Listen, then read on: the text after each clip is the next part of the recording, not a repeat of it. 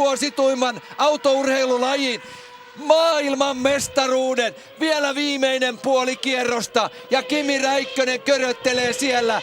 Tämä sarkastisen huumorin omaava superlahjakkuus maltilla, sisulla, sitkeydellä. Isä ja äiti Paula ja Matti ovat kannustaneet pienestä pitäen Kimiä näihin hetkiin, suuriin koettelemuksiin, suuriin taisteluun. Isän ja äidin loistava työ tuottaa tulosta.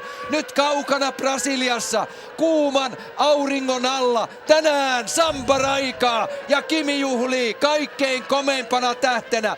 Formula 1 maailmanmestaruus on tulossa Suomeen. Kimi Räikkönen tuo sen vihdoin. 7. vuosi Formula 1 on Kimin onnen vuosi. Hän ajaa nopeimman kierroksen 1.12,4. Ja tulee viimeinen suora. Hän löysää. Hän tulee maailmanmestarina. Kimi, maailmanmestaruus Suomeen. Hyvä Kimi. Mahtavaa, käsittämättömän hienoa.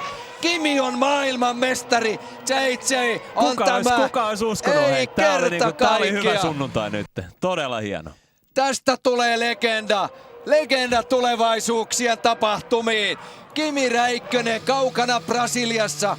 Kauden 17 Formula 1 kilpailu. Ja Kimi Räikkönen ajaa ruutulipulle ykkösenä ja tuo maailmanmestaruuden pieneen Suomeen.